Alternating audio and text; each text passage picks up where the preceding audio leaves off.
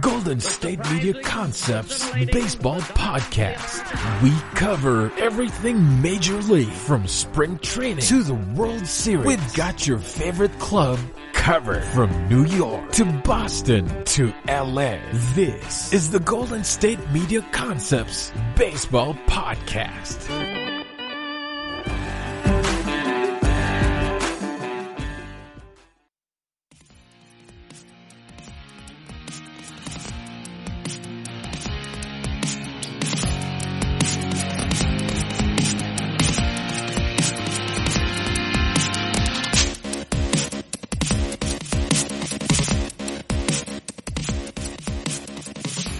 Welcome back, and thank you again for tuning in to the GSMC Baseball Podcast on the GSMC Podcast Network. I am your host, Collin Manley, getting you ready for this episode on Sunday, but we're recording it on Saturday night.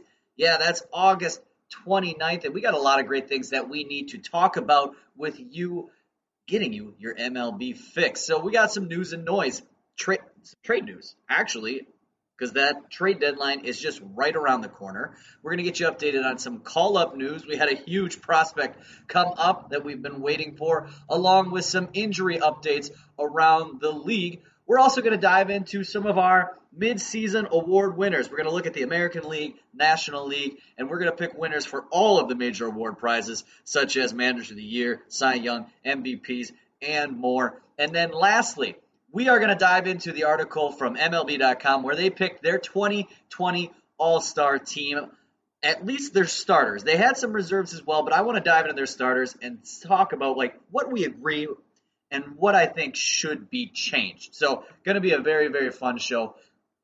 Going to have to start things off with our news and noise here in the MLB, making sure you're up to date on all 30 teams, because there was one big trade that happened today, at least a trade that could end up being big implications, at least.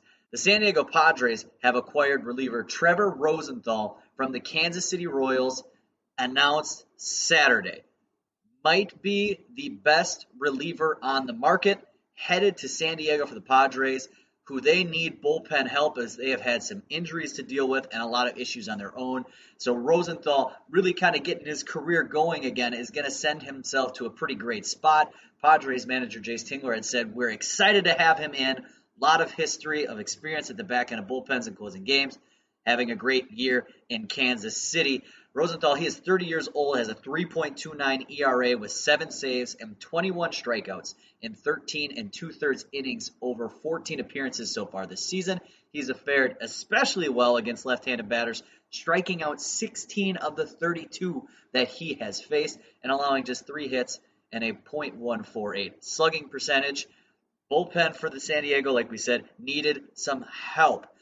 Traded for Emilio Pecan and signed Drew Pomeranz in free agency, but have been hit hard with a lot of injuries. They lost Kirby Yates for the rest of the season, who had been a great closer. So this is a move that the Padres are really showing that they are in win-now mode, trying to go out and get Rosenthal, and you can't really blame him considering the fact that he has been great, and this Padres team has been hot. So they're going to do anything that they can to try to pick things up and get the season going. Love the move, especially when you also consider how difficult it's going to be to get these relievers, and their value is just going to be through the roof.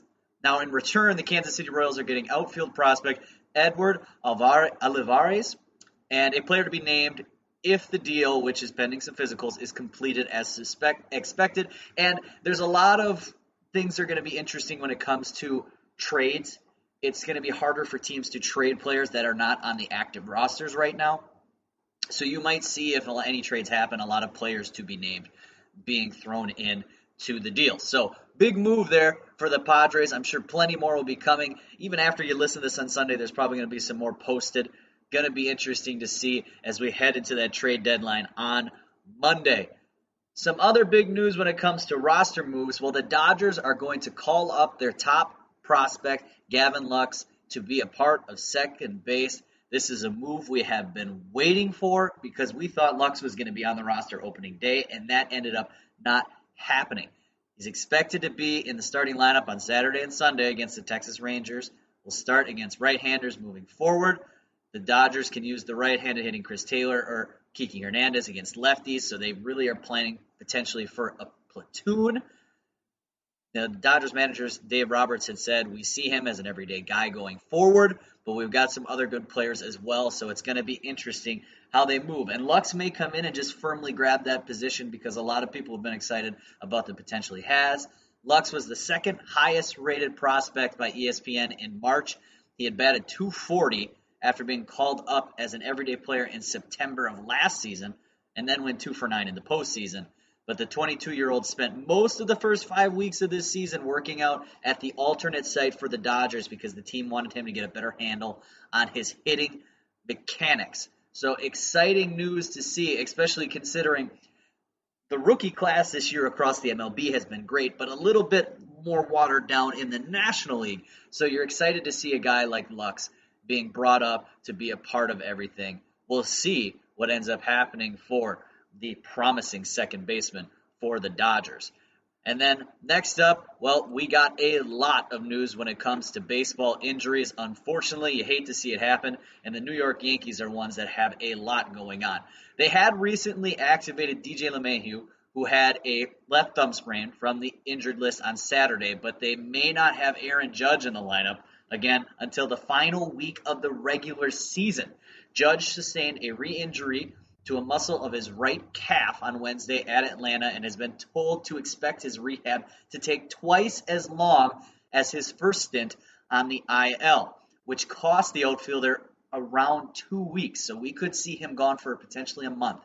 Saturday also marked LeMahieu's first game of the season at third base, starting in place of Gio Urshela, and he did not play in Friday's doubleheader and is day-to-day with a bone spur in his right elbow. Now, Urshela took ground balls on the infield grass on Saturday morning, and Aaron Boone said that he believes he could return to the lineup during Sunday's doubleheader against the Mets. Now, some news with Zach Britton on the team, needing some help in that back end of the bullpen. He was dealing with a left hamstring strain. He could be nearing his return as well. The left-hander tossed 21 pitches in the bullpen on Friday, and the reports are saying he had no issues. He also performed some fielding drills, covering at first base. He's scheduled to throw again from a mound on Sunday, and then could be activated from the IL. Gleyber Torres, also for the Yankees, had some left hamstring and left quadricep strains. He took ground balls and hit indoors on Saturday. Boone said that Torres is doing really well, probably better than I would have anticipated, but they still don't have a set date for him to potentially return.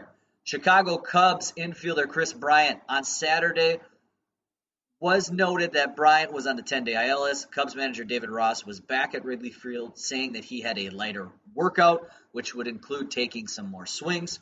This comes after the third baseman had garnered 5 at-bats at the South Bend, Indiana alternate training site on Friday. So some positive steps forward for Chris Bryant potentially returning to the Cubs.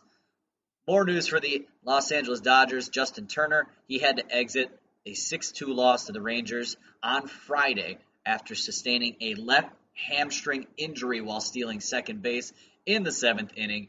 Manager Dave Roberts said Saturday that Turner has a low-grade strain and will be reevaluated on Tuesday after Monday's off day. So we'll see if he gets coming back to play next time I'm releasing a podcast on Wednesday by chance. Nathan Eovaldi for the Red Sox has been placed on the 10-day IL list Saturday, retroactive to Wednesday with a right calf strain. The Red Sox were hoping that he would be able to take the mound Sunday against the Nationals, but his calf remained sore after a bullpen session Friday, and this is just horrible, horrible news for the Red Sox when you consider the fact that they don't have much pitching to begin with, so losing what has potentially been their best starter of the season for more time, just not faring well for a team that's looking like they're headed for a massive, massive rebuild. For the Tampa Bay Rays, Chaz Rowe is headed to the 45-day IL list with right elbow soreness. That will be ending his season, the team announced on Saturday.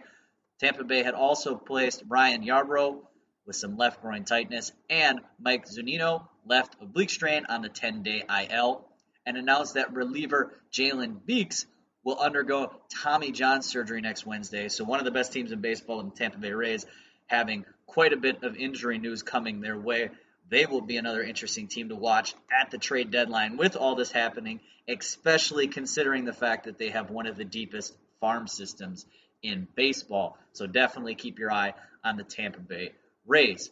For the Milwaukee Brewers, Manny Pena will undergo right knee surgery and is expected to miss the remaining month of the regular season. Milwaukee's catcher suffered a torn meniscus Thursday on Wade Miley's pickoff attempt in Game 2 of a doubleheader.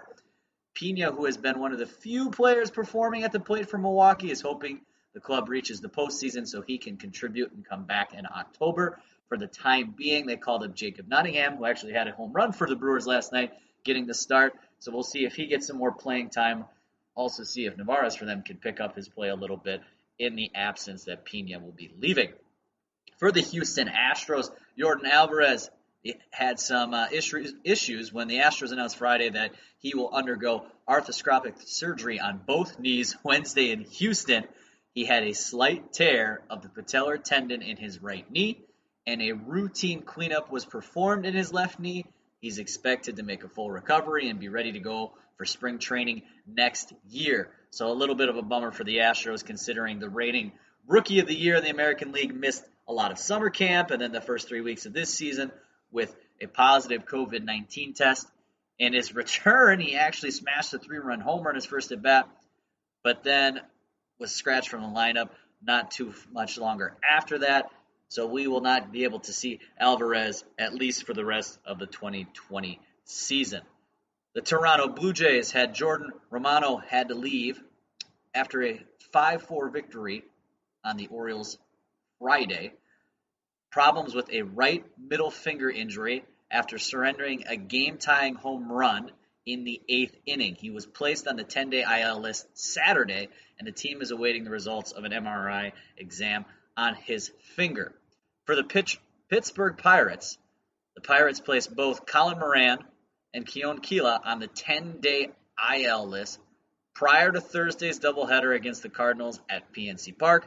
Moran is in the concussion protocol after having concussion-like symptoms following a collision at first base during a game Sunday. Keala hasn't thrown since Friday when he had to exit appearance against Milwaukee after 5 pitches due to right forearm inflammation. So some troubles for the Pirates, especially considering Moran potentially being a trade chip of theirs. They would want to try to get anything back.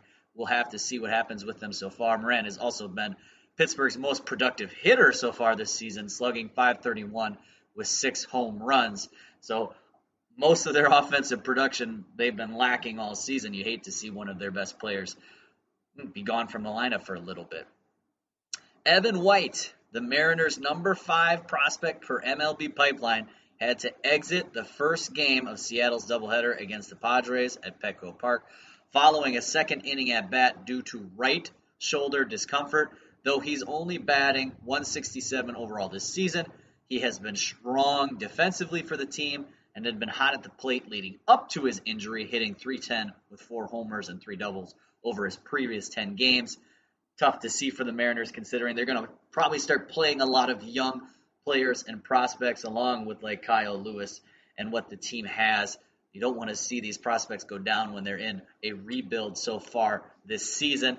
And then the last thing on the injury front, Andrew Miller for the Cardinals was placed on the 10-day IL list with some left shoulder fatigue. Manager Mike Shildt said nothing structural, and he expects the veteran left-hander to be available in the bullpen at the end of his IL stint. So that's going to be it here for News and Noise, getting you caught up on some trade news, some call-ups that we have in the MLB, along with some injury news for most of our squads. We have some great stuff we're going to be talking about moving forward. We got to look at some mid-season award winners. It's had a little bit of a shakeup since the last time we talked about it, so I'm excited to dive into that here on the GSMC Baseball Podcast on the GSMC Podcast Network.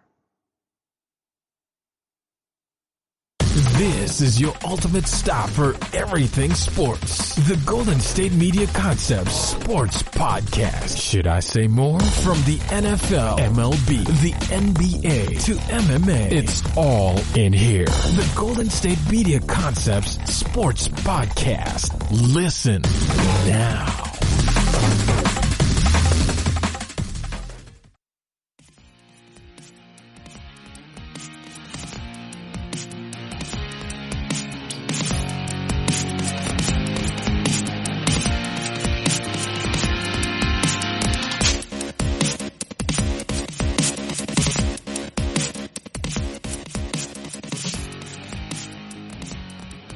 Well, we have finally reached the moment where we are at that halfway point for most of our teams. We got a couple teams that have actually drifted over the 30-game stretch, but most of our teams are getting in that area, even with a few trying to catch up. So that means that we need to start discussing some of our midseason awards, just like we had done at the quarter mark. You know, we had a lot of things that we talked about. We talked about Manager of the Year, Rookie of the Year, Reliever of the Year, Cy Young, and MVPs in both the American League and the National League. So I wanted to take an opportunity to step back and kind of recognize the players that have been some of the best in the league so far. And it was interesting to see because there was some movement in a few categories. Some of the guys stayed the same. But regardless, we're going to talk about what we have seen so far this season. And we're going to start things off with the American League, which between the two divisions, I think a lot of it was easier to decide. There's definitely some that were not easy. They were very tricky decisions. But overall, I think there were some more clear-cut decisions to be made compared to the National League. And starting things off with the Manager of the Year, this one actually had to be one of the tougher decisions to make because there are some teams that are performing very, very well this year. And it's hard to decide, well, should I literally look at teams that are just performing well, has the best record, or maybe just some teams that we didn't think were going to be this good, at least maybe not this season. So the three teams that I have to talk about, first one I need to acknowledge, what Rick Renteria is doing with the Chicago White Sox is awesome. We have a three-team race in the American League Central. We knew the Indians were going to be good. We knew the Twins were going to be good. We knew the White Sox had promising talent and players, but they have been better than that so far this season. At this point, recording this, 20-13 on the year. In second place in the division, looking pretty strong like they're going to be a playoff team, putting up 171 runs so far, 8-2 in their last 10, been doing a lot of great things. The White Sox are just a fun watch with all of the young offensive talent they have, and Rick Renteria has been doing a great job with it. So you have to give him some acknowledgement, give him some due. He has deserved it. But there are two teams that are standing on top of the American League, and they're interesting in the sense that they're winning both of their divisions with the same record of 22-11, but they may not have been the favorites to win, and it's been awesome that they're holding on and doing so great. Now, the Tampa Bay Rays, talking about Kevin Cash being a great manager, overtaking the Yankees so far this season. The Yankees were easily the favorite to win the American League East, but we knew the Tampa Bay Rays were going to be competitive. But did we expect them to be winning the division halfway through with a 3.5-game lead? No chance. I didn't think they would be this competitive at all. And also considering the fact that they haven't been playing their best baseball, it feels like. They haven't been getting the best out of their starting pitching so far. Positionally, their offense has been pretty solid. They've been doing a lot of great things. They have a lot of mix and match players they can throw out there. That's exciting. But it just feels like they could get even better on top of that, and that's what makes it scary about how good they've been. And the other team, the Oakland A's, Bob Melvin's been great.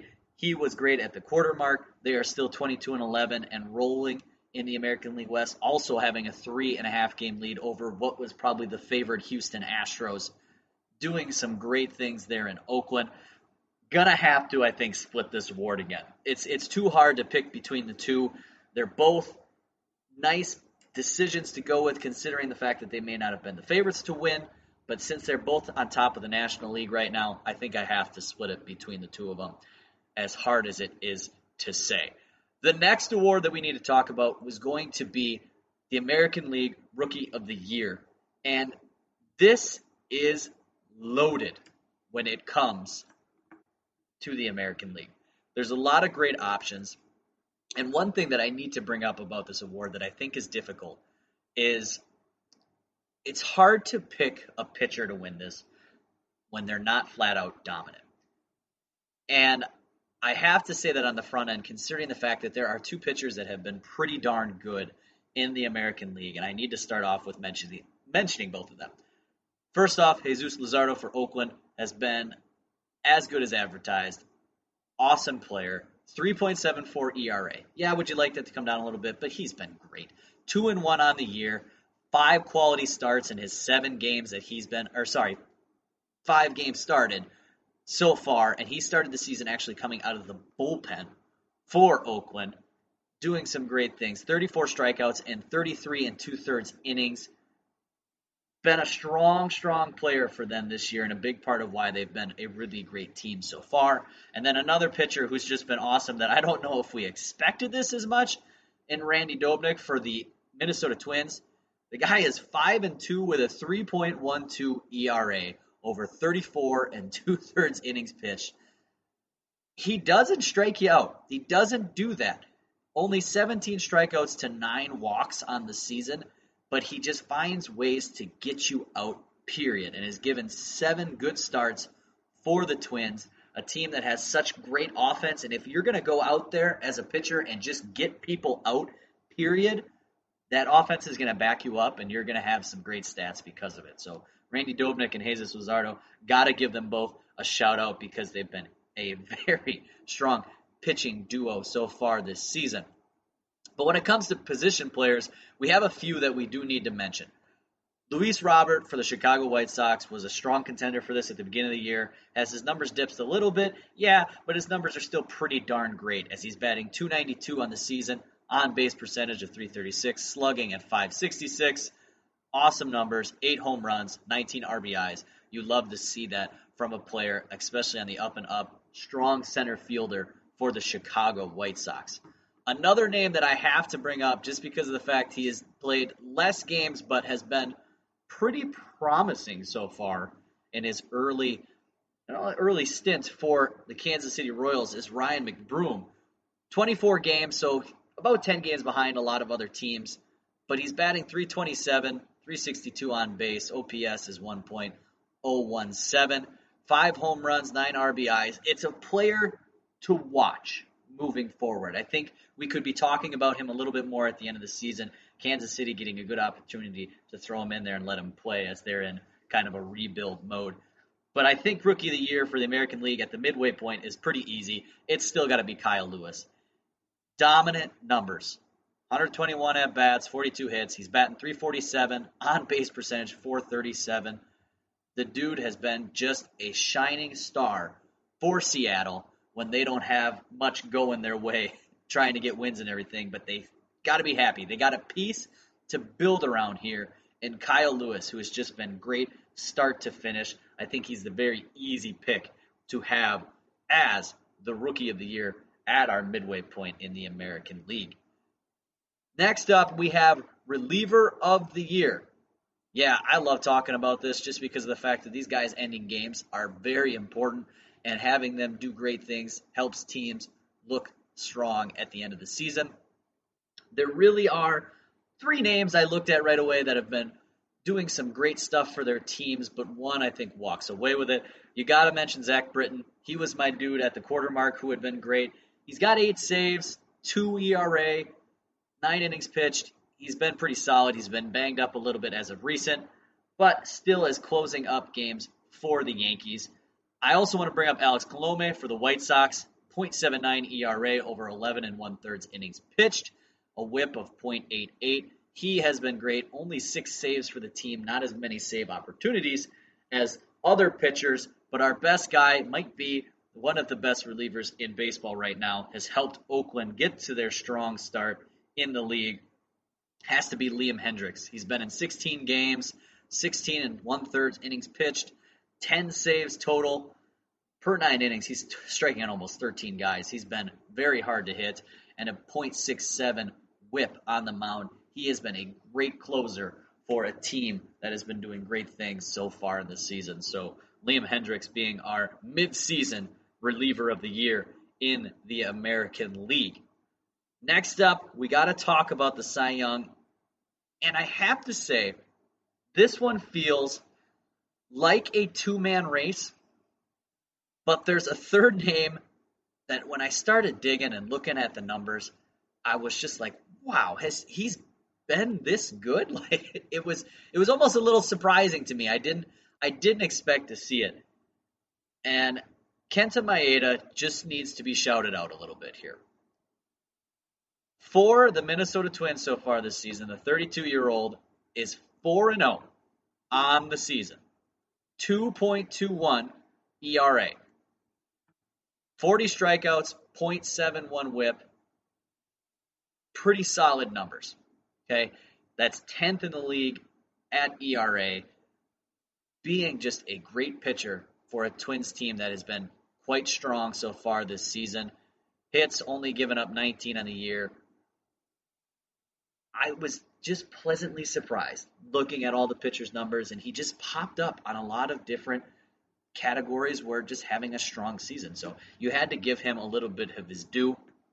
The second guy that I think definitely needs to be talked about, especially considering he might not be in the American League much longer if he gets traded by Monday, is Lance Lynn for the Texas Rangers. I love bringing him up. I bring him up very, very often, it feels like, on the podcast, just because he continues to be very great for the Rangers, a team that overall isn't that strong. He's 4-0 on the season for a team that is 12-19, 45 1/3 innings pitched, 1.59 ERA. He has been superb. That's the third best ERA in baseball. 50 strikeouts. That's 7th in the majors. When you are a pitcher that has such great numbers on a team that is not winning games, it really tells the story about how dominant you truly are. I am hopeful that he gets traded for, especially considering the fact that it's going to be an easy trade for the Rangers. Friendly contract. Try to get some very nice prospects coming back.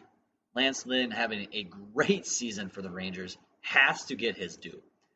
The problem is for him, he's got one pitcher ahead of him who has just been absolutely incredible. And I get to ask the question once again, where do the Cleveland Indians find all of this pitching talent? Like, where is this coming from? They just continue to throw out guys that are absolute studs every single season. And we have to give a shout out to our dude, our American League Cy Young at the midseason point, Shane Bieber. 6-0 on the season. That's first in the bigs, most wins. ERA, 1.35. Tied for first in the majors. Strikeouts, 75. First in the majors. Starting to notice a trend. This guy is on the top of everything right now. He has been downright unhittable for a lot of people. Just being a big reason why the Cleveland Indians have climbed up to be first in the American League Central. A pitcher that has 2.3 WAR right now. That's outstanding. That is outstanding.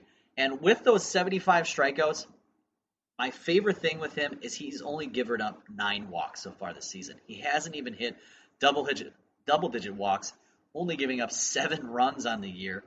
And the thing is, with those 7 runs, 4 are home runs.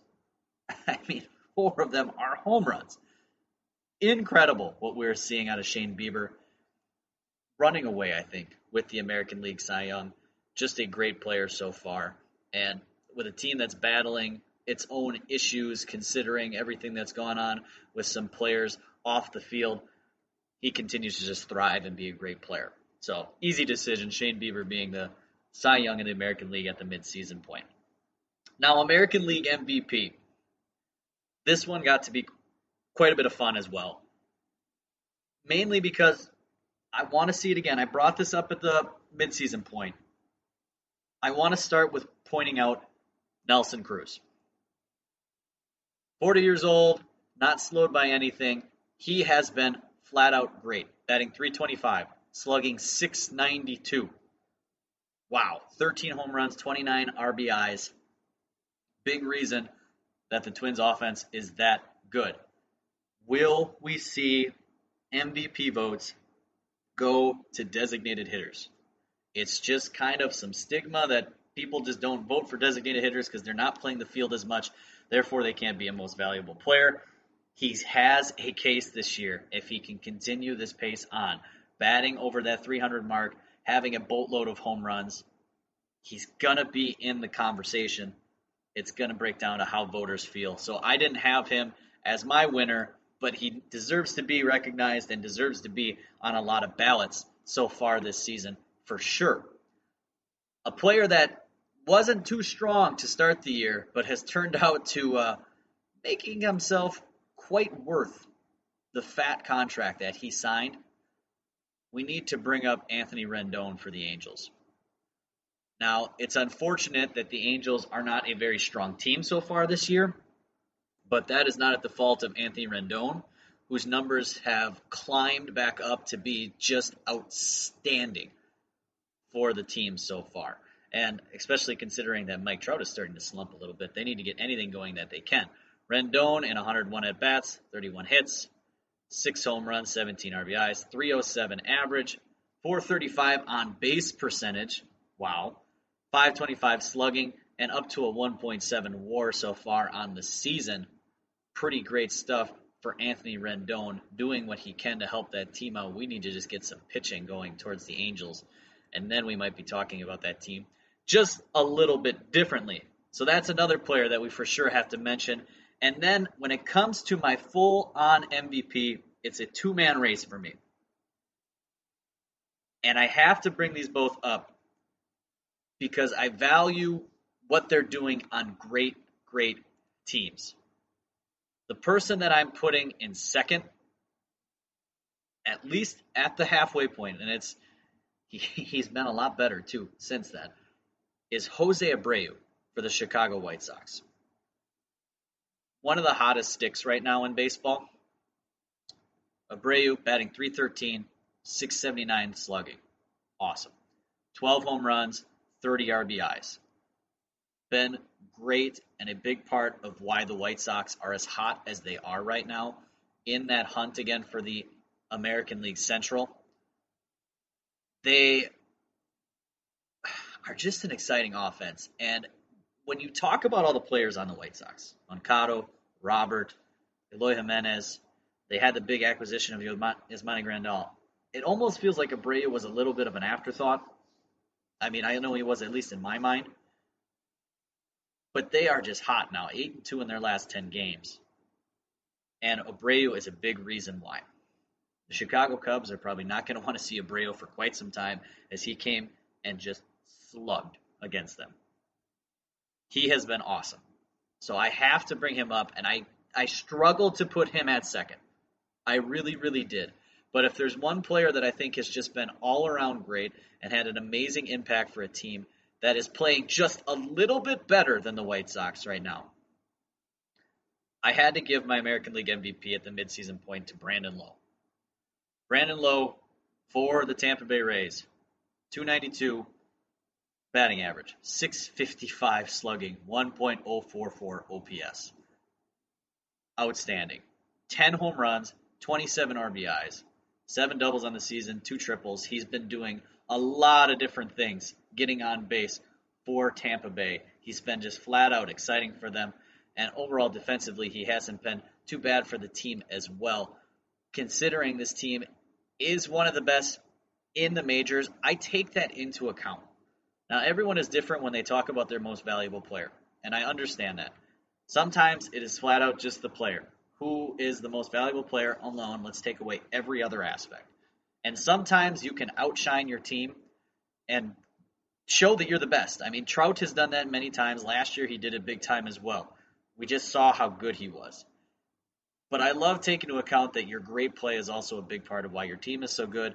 And you are sometimes more valuable just because if I took you off your team, how would your team survive without you?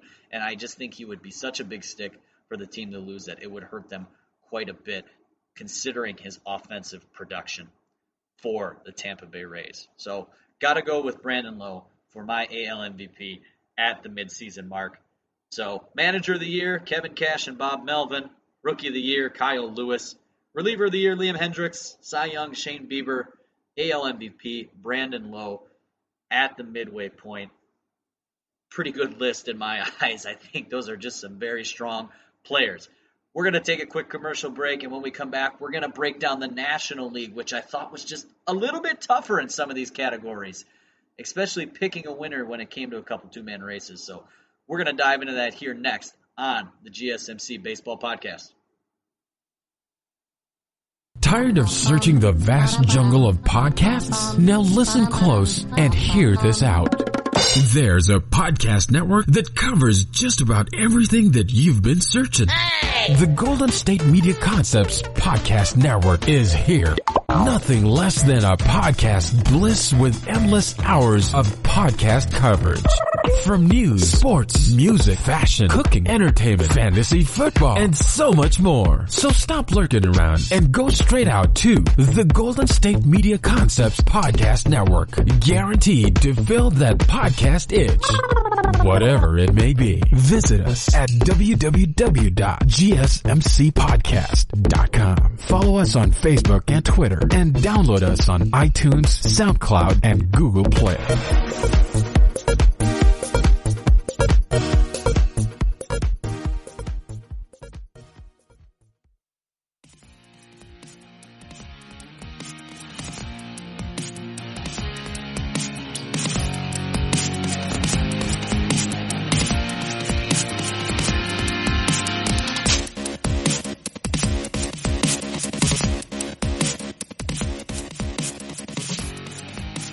Our award season needs to continue on.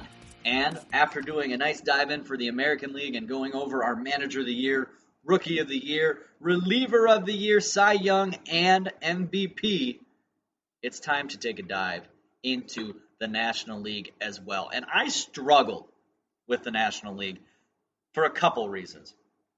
It felt like it wasn't as deep in every awards category, but it felt like the competition was just so tight that it was hard to have a favorable decision over another. And I think you'll see that a little bit as we talk about it as we move forward.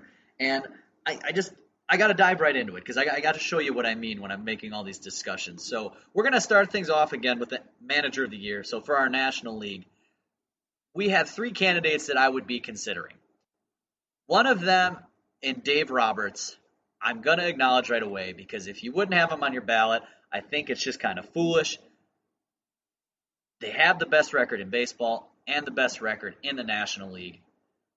But the thing that I have to kind of lean on, and it seems silly to say this because if they've been great, just acknowledge they've been great. But we knew the Dodgers should be this good. They have the most loaded lineup in baseball. Pitching, bullpen, offense. We knew they were going to be outstanding. And the Dodgers have been outstanding the last few years, and that is, a testament to Dave Roberts. But there isn't a lot of shock of how good they've been. So do you think that his managerial job would be much different if we slid a different person in there to be the manager of the Dodgers with how good that talent is? And I argue almost a little bit, maybe not. I think there's a lot of people that could manage that team and have such a great record so far. So I have to shy away from them, even though they have the best record. But if I had a vote on a ballot, his name would still be on there, giving recognition of what he has done so far this season. But then I have 2 names that I want to talk about because I love first-year managers' success. The Chicago Cubs, who had their issues the last couple of years trying to make sure that they were clicking with all that talent. Well, David Ross stepped in there, and they are looking to be one of the best teams in the National League. 19-13, the Chicago Cubs are at this point. In a little bit of a slide, 4-6 in their last 10. But a 96% chance to make the playoffs. It's looking like they have a good chance to win the NL Central and have a pretty strong record at that in the National League. So you have to give him some love. But the guy that I would be putting my vote towards would actually be Jace Tingler for San Diego. We knew they had some great players coming. In Tatis, they signed a massive contract for Manny Machado. We knew some pitching prospects were coming that were going to be great. We knew that Hosmer could be good for them. We were hoping Will Myers would have a great return. But we didn't expect them to be, I think, one of the best in baseball. Now, 2014, that record doesn't look as great right now. But offensively, they've been outstanding. 189 runs scored. The only team that has scored more than that so far this year is our league-leading Los Angeles Dodgers. Offensively, they're right there with them. They just made a big trade to help out their team, so that doesn't factor into manager of the year. But I think this team is only going to get better, and it feels like Tingler for San Diego is getting the best out of this team possible. Everyone feels like they're producing down to their 9-hitter. I mean, they brought Jake Cronenworth, who's been awesome for the team. Grisham has been giving them some good moments. It just feels like they have such a strong lineup now, and he's done such a great job to get all these wins that he can, even battling some bullpen problems to continue to get these wins. Because their run differential is plus 27. They've given up 162 runs this year. They still just continue to win a lot of games, having 20 wins. Not many teams can say that in Major League Baseball right now. So I would be giving my halfway the year award to Jay Stingler for San Diego. I think that's the choice I would be going with. It's a very tough vote, and I can see these votes being scattered across the place between Ross, Roberts, and Tingler. And it just feels like this is going to be a heated race down to the end of the season, for sure, when you look in the National League for Manager of the Year. So that's just the way I would go to start this season. For Rookie of the Year, we talked about all the great rookies in the American League. There's a lot of them. Many, many great rookies. When you go over to the National League, it's just not as good. Blatant truth, that's the way it is. But there are two guys that are worth mentioning, at least at the top of this list. Dustin May for the Dodgers has been awesome for 35 innings pitched. Only a 1-1 record, but he started 7 games, 2.83 ERA, 23 strikeouts in those 35 innings. He's been the great pitching prospect they wanted him to be, a solid starter, doing great things for the team. Problem is, for pitchers, it's so hard to win this award, just like it is for pitchers to win an MVP over other players. We value offensive players so much more for what they can do for a team, even though pitchers are great. A lot of times these starting pitchers are only going 1 every 5 games, while these other guys are everyday players. And there is now one guy who has just leaps and bounds, has this award wrapped up right now, and if he doesn't blow it by the end of the season, should be our National League Rookie of the Year very easily, in Jake Cronenworth for San Diego. We mentioned him at the quarter mark, considering that his numbers were good, but he hadn't been playing enough. Well, now he's playing quite a bit. They found a way to get him in the lineup, whether it be at second base, whether getting some DH at bats. Like they are making sure he gets in, and deservingly so, as he's batting .348 on the year, 3 home runs, 13 RBIs, but 31 hits, on-base percentage of .404. Awesome production from the rookie for San Diego. I'm sure just another pleasant surprise coming up, and the 26-year-old is just, he's made it impossible to not have him in the lineup. That's where they're at. And an offense that is pretty darn good just gets better when you have Jake Cronenworth in there. And he is just, I think, the easy decision for the National League Rookie of the Year. And it really felt like it was the only easy decision that I had when it came to the National League. For Reliever of the Year, I think this is another 2-man race between 2 guys. And for reliever, I could accept 2 trains of thought when you talk about this. One is just the bulk of stats. What are you getting? And the other one is, well, let's look at the whole picture and how are they doing on the season. So my second place guy would be Kenley Jansen. 8 saves. That leads the National League. 15 games that he's been in, 13 2/3 innings pitched, 19 strikeouts, .80 whip, 1.32 ERA. Solid numbers from your closer. Solid numbers. The only argument that I have against him, and the argument that I think is strong enough to go against him, is Josh Hader hasn't given up a single hit so far this season. Jansen has 8 saves. Well, Hader has 7. He's right there behind him. 9 games compared to Jansen's 15, so yes, less. But he has a 0 ERA, 0 hits given up, 13 strikeouts in those 9 innings that he's gone, 5 walks, whip of .54 compared to Jansen's .80. You just got to give it to Hader in the fact that he has been more of a problem coming out of the bullpen for anybody to get a hold of.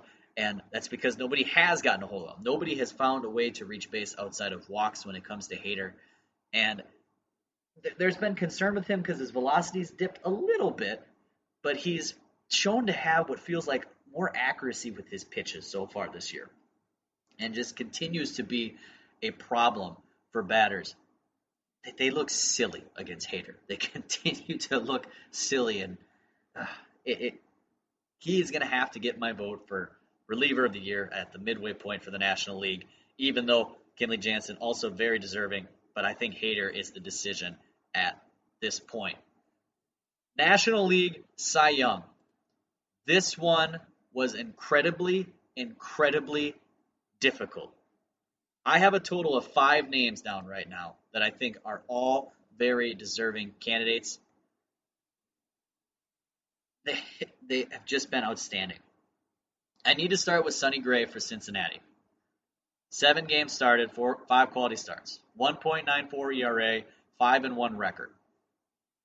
Most years at this point, this is great stats. Problem is he has other people ahead of him that have been just as good. 35 innings pitched, 49 strikeouts, 1.01 whip, 55 strikeouts on the year. Sonny Gray has been great for a Cincinnati team looking for any type of pitching to go their way. Him and one other starter have been fantastic for Cincinnati, and we're going to get to that in a little bit. But there's another pitcher, and Jacob deGrom, maybe you've heard of him, who has continued to have another great season. 1.80 ERA, only 2-0 on the season, 35 innings pitched, 0.83 whip, 1.6 WAR. deGrom is having another strong season for the Mets and helping them climb a little bit back in to the NL East, trying to fight for it. I mean, 15 and 17, they're not out of anything yet. Continuing to show he's a 2-time Cy Young Award winner for a reason. He will be in the conversation again come the end of the season, just the way he's pitching so far right now. He deserves some recognition. For the Chicago Cubs, Yu Darvish has to be mentioned as well. In his 6 starts, 5-1, 1.70 ERA. This is some of the best we've seen from Darvish in his career, looking very solid with 44 strikeouts, averaging over 10 a game, almost 11, 0.92 whip. Strong showing, a big reason why the Cubs are winning games. And then for Cincinnati, that other pitcher again, Trevor Bauer, who's been outstanding. He's going to be an interesting name to watch at the trade deadline. Cincinnati, probably not thinking they're out of the playoffs, but knowing he's an expiring deal. 1.65 ERA, 49 strikeouts, 0.73 whip, over 32 and 2/3 innings pitched. But I think we just have one guy who has been better than the rest and has had to shoulder so much more of a load considering what has been going on with his team. And Max Fried for Atlanta has to be the Cy Young in the National League at the midway point. 5-0 in 7 games started, 40 innings pitched, 38 strikeouts, 0.95 whip. And when he goes out there, it feels like he has the mentality of, I just cannot lose, knowing where our pitching conditions are at for the Braves. He is being a top-tier pitcher for them. His numbers show it across the board. 2.5 WAR for a starting pitcher this year. That's outstanding. You have to give Fried his recognition in a loaded National League when it comes to Cy Young candidates. He has to earn our Cy Young Award in the National League at the midway point. So very deserving for Max Fried. Last award, National League MVP. This list that I had started with was long, and dwindling it down was very difficult. But I'm here with 4 names now that I think are very deserving of the award. I think I wouldn't blame anyone going any direction for this. I have at 4th, Bryce Harper on the season. Having a great year for the Phillies, as they're 14-14 right now. The offensive production that this guy gives when he's on is almost comparable with any player in the majors. He's just been a stud through and through. So looking at Harper's stats, .303 average, .439 on base, .607 slugging, 1.045 OPS. Awesome stuff. 7 home runs, 21 RBIs. Harper has been great for the Philadelphia Phillies. If he gets some recognition towards an MVP, I think it's very deserving. Don't be surprised if he's going to be on some ballots as the year goes on for the team. Bryce Harper has been outstanding. The second guy signed in that same free agent class as Bryce Harper to the massive deals is Manny Machado. Quietly climbing with his numbers as the season continues to go on, as he's a big part of the offensive production in San Diego so far this year. Manny's been great. He's turning it on and showing that he's worth those big contracts as well. In 34 games so far this year, 11 home runs, 28 RBIs, .308 average, .638 slugging, 1.028 OPS, 1.8 WAR. Offense is his thing. He still makes some great plays at third base as well. He's just a flat-out stud for San Diego and towards the top of the league, being one of the best players in baseball this year. My second place guy is going to have to be Mookie Betts. You got a team that is one of the best in baseball this year. You got to recognize when they have a great player doing a lot of things for them, and that's something definitely that Mookie has been doing. 11 home runs, 24 RBIs, on base percentage 357, OPS just under 1,000, slugging at 603. I mean, his biggest knock might be his average at 286, but he's still been great as he's trying to hit for power and hit and get these guys in. Mookie continuing to be a stud, 2.2 WAR, and also defensively, he brings some great things. He is just the flat-out definition of a five-tool star in baseball. That's why Mookie would be my second guy. But to no surprise, the MVP at the halfway point in the National League will have to go to our home run leader in the MLB, and Fernando Tatis at 13 home runs, 30 RBIs. His number's just a little bit better than Machado on his same team. 301 batting average, OPS of 1.026. Tatis, exciting player, one of the best players there is in baseball this year. Must watch. That's what he is. Must watch baseball at 21 years old. It's got to be a great feeling. And the Padres couldn't probably be happier with what they have on the field. So Fernando Tatis going to be our National League MVP. National League Cy Young, Max Fried. Reliever of the Year, Josh Hader. NL Rookie of the Year, Jake Cronenworth. And Manager of the Year, Jace Tingler. San Diego. Strong performances halfway through the year from a lot of different players. We'll see if that continues on as the season goes. So that's going to be it for the third segment here on the GSMC Baseball Podcast on the GSMC Podcast Network. We're going to take a dive into some all-star player conversation. MLB.com came out with a list. I want to dive into it next here on the GSMC Baseball Podcast. Want to know the latest in soccer? Then listen to the Golden State Media Concepts Soccer Podcast. From MLS, the World Cup, and the Premier League, we've got you covered. The latest updates, the hottest matches, and news on the league's top players. It's the Golden State Media Concepts Soccer Podcast. David Beckham scores the goal to take England all the way to the World Cup finals. Listen now.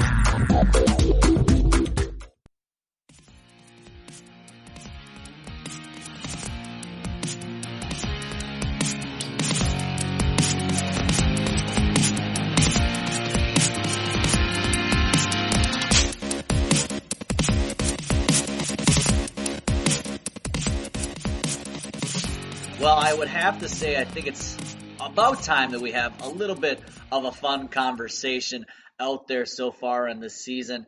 A 2020 All-Star team. Well, All-Star game. We're going to talk about American League and National League. Yeah, I know it's not going to happen this year. I'm already bummed out by that. You don't have to bring that up and bring me down. But regardless of whether the game is going to happen or not, we can have the conversation about who would be on these teams, in particular, who would be our starting lineups, and we'll dive a little bit into our starting pitcher and reliever, at least top reliever choice. Now, This interesting season brings in a few things. One, we did have the DH for both squads, but a lot of teams in the National League and even the American League didn't have just full-time DH players like we've had in the past. Everyone gets to use it, so it's kind of been a rotating door for some position players. So we get a better feel of the DH coming into the All-Star game, which is nice to see. On top of that, we've had a lot of players that have been very good in the past that also have had some down seasons. So we are going to have some names disappear that we would have normally felt like are locks for the All-Star game. So going to be fun to talk about. And we're going to dive into it by position, American League and National League. We had a list made from a story on MLB Network or MLB.com from Anthony Castrovins, and it was fun to go over it because it allowed us to make our own thoughts on these. And I think he did a really good job putting together these teams. Just a few exceptions when it comes to the starters in my mind. And we're going to start with one of the positions that probably doesn't get enough love, the catcher position.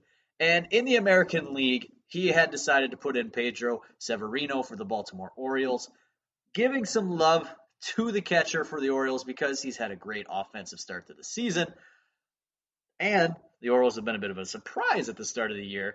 But I was actually going to go in a different direction because I think there's one guy who's been a mainstay in baseball for a long time that had just maybe a little more deserving, even though he's been not in the lineup as much with some injury problems. But Salvador Perez for the Kansas City Royals had a .838 OPS, probably would have gotten an all-star selection in many, many, many seasons.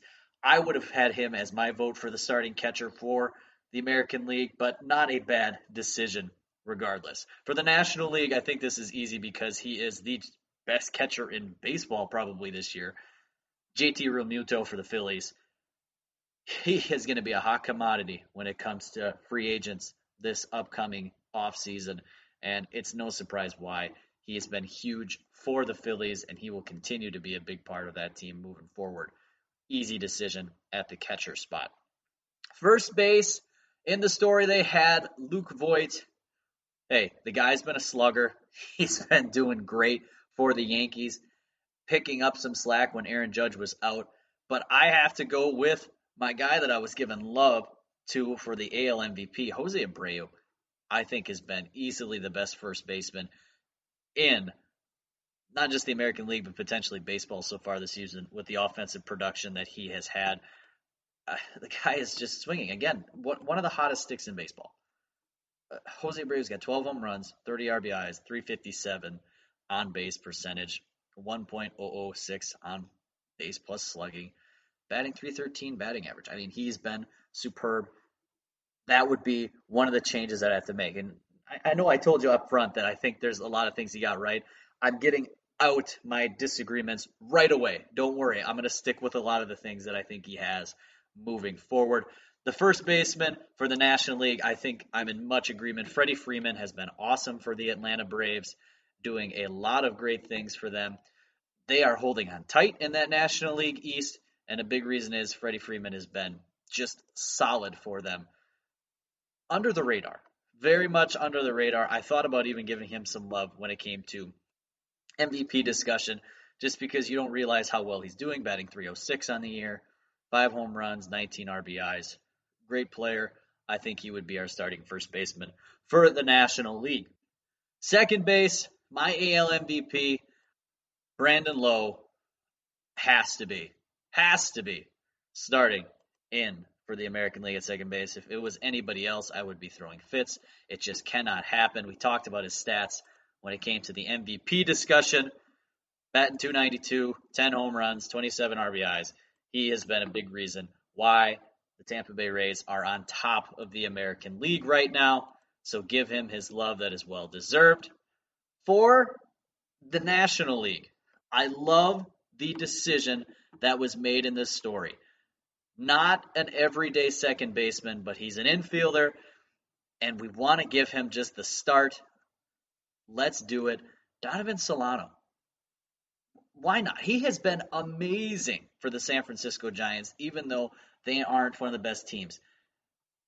Batting .336, 2 home runs, 18 RBIs. 29 games played for the shortstop. We can slide him over to second base. We can make this work. Journeyman, been in the MLB for a few years, getting up on age. Give him that nod when it comes to the All-Star team. I just thought this was a great decision, and I would have to stick with it going forward. Easy. For shortstop, I had this in my mind for the American League, and when he had it written down, I was like, dang it, I'm not going to be the only guy that's going to be on top of this. Tim Anderson, it's just the lack of game numbers is what hurts him, but holy man, has this guy been great for that White Sox squad since he's come back from injury. Now up to 23 games played, batting .361, 6 home runs, 11 RBIs, and that leadoff spot. He is a big reason that they're turning it around. I mean, I talked about all the young, exciting players on this White Sox team, and I forgot to mention Tim Anderson even. Like, he slipped my mind altogether. I can't believe that even happened. I love that he also gave a shout-out to Bo Bichette as a backup, but just not enough games at this point. Hopefully he comes back healthy, but you just got to wait and see for him. NL starter, our National League MVP that we said at the midseason point, Fernando Tatis. Easy call again. Home run leader, 30 RBIs. Tatis has earned that spot. Great player to round out the shortstop position. Third base for the American League, Anthony Rendon. Easy choice again. He is coming back around for the Angels, settling into his new squad quite well. The third base position across the MLB when it comes to offensive numbers was a little down, and I was surprised to see this considering how many great players there are at third base. And Rendon just kind of looked like he was ahead of everybody else when it comes to any offensive statistics, and so we had to give him love in the position. I mean, batting .307, 6 home runs, 17 RBIs. Since he's come back from a slow start with any injuries, Rendon has been great, settling into that third base spot for American League. For the National League, we got another Padre in there, Manny Machado. We talked about him as well previously when it came to some MVP discussions. He has been superb in why San Diego's offense is so dangerous this season. 11 home runs, 28 RBIs. He has been a great part of why the Padres are clicking, deserving that nod. Also considering, like I said, that it just felt like third base was down a little bit across the league. So something we have to do, and that's rounding out our infields. Now, talking about our outfields in the American League, I agreed with 2 out of the 3. The story had Mike Trout, Aaron Judge, Kyle Lewis. Kyle Lewis, I think, is absolutely deserving. His offensive numbers as a rookie is top-notch, one of the highest batting averages in the league. Home runs, RBIs, it's all there. He's deserving. Aaron Judge, love what he's been doing. I was a little hesitant with all the games missed, but still the offensive home runs, RBIs, when he's been healthy, he was really great. Mike Trout,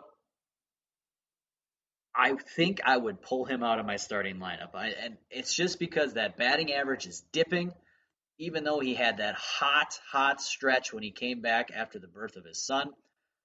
I feel like we have a guy that's been playing better up to the midseason kind of all-star breaks stretch in Eloy Jimenez for the White Sox. Now, it's not to knock and say that Trout has been absolutely awful and he wouldn't make the all-star team. He probably still would. He probably still would be on the bench as a reserve. But I just think Eloy Jimenez, batting at .316, 11 home runs, 26 RBIs, has just the better numbers, been the better player, and he would take over our center field spots, him or Kyle Lewis, on this American League All-Star team. And also you got to give some love to Anthony Santander for the Orioles, who I struggled to keep him out of this as well because his offensive production is so good. And you're like, well, you could slide him at DH maybe, but the DH spot is going to be locked up as well. So have to give him a little bit of a shout out as well because he definitely deserves some recognition in all of this.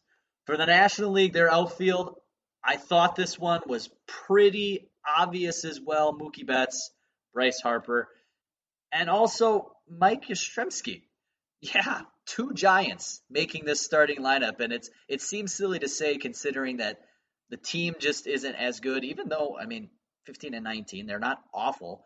Yastrzemski is having a great, great season. And when you do a lot of research on the team, people are giving him love in MVP conversations. Yeah, he's been that good. 290, 409 on base percentage, 7 home runs, 23 RBIs.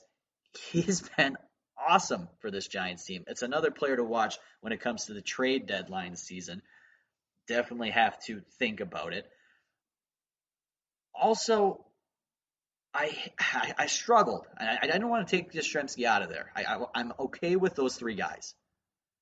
But two names that I'm like, man, I really wish I could fit them in there. And we could talk about them in the DH spot. We really could. Is Charlie Blackmon, who had such a good start to the season, was so outstanding. He's still way up there in batting average, even with him, dropping down to a little bit of reality.